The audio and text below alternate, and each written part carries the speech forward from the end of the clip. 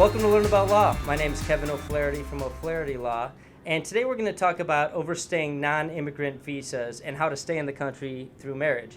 And I'm joined by one of our immigration attorneys, Buck Mia, and we're going to interview him and get some good information for you about non-immigrant visas and how to stay in the country. So thanks for joining us today, Buck. You're very welcome, Kevin. So tell me a little bit about what issues surround non-immigrant visas. The problem with non-immigrant visas is that when one comes into the United States, they have an obligation to return back to their homeland.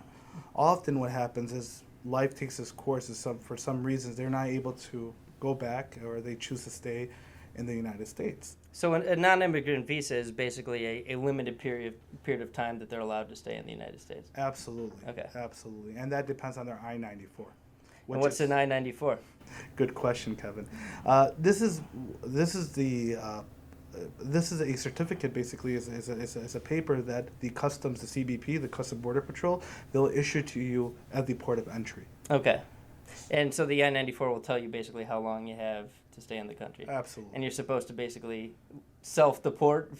That's probably not the right term. Well, I mean, you have to actually return back. So Okay. say if I came here on a student visa, for example, and I was here, and my I-94 says that I have to leave on June 2nd, 2017. Well, I have to be on a plane back to my homeland by June 2nd, 2017. And what happens if you end up overstaying that date?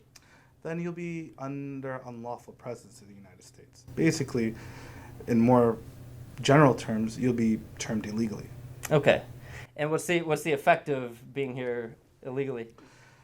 So with a few caveats, there are certain visas that are restricted, such as the J visa and A visa. If you were to stay in the United States illegally, you are barred from the United States ever returning if you were to leave the United States. Or if, for some reason you were under detention through ICE or through immigration officers, they have jurisdiction over you, and you can potentially return back to your homeland. So if your visa is expiring and you want to stay in the country because maybe you've found a job, maybe you found a girlfriend, you've settled down a little bit, how can you stay in the country legally? I'm glad that you asked, Kevin. What typically happens is that if one were to stay in the United States under the term unlawful presence for more than 180 days, they'll be in a bar. There'll be a bar against them for 3 years. So they cannot stay, they cannot come back. If they were to leave the United States, they cannot come back for 3 years. Okay.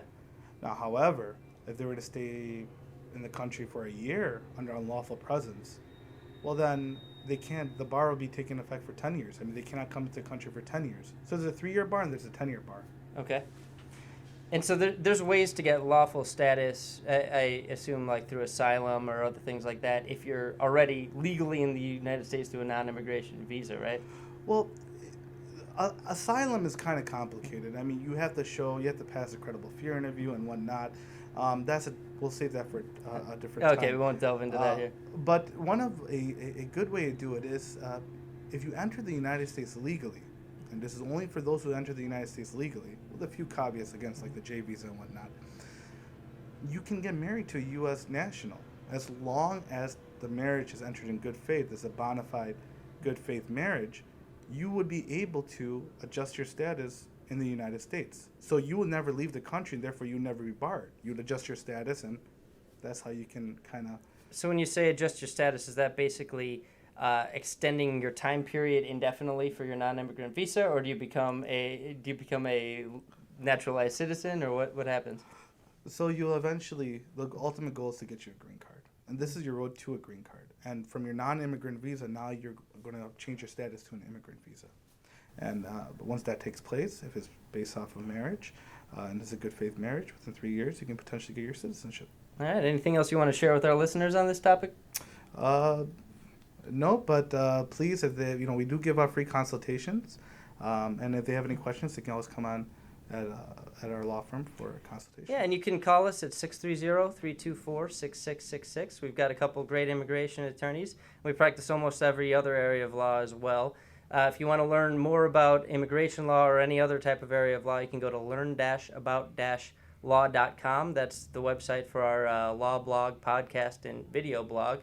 And I want to thank Tom Weiler from Weiler Studios for doing an excellent job with our videography. If you need a videographer, He's definitely the person I would recommend. You can check him out at weilerstudios.com, WYLER studios.com. Thanks so much for listening.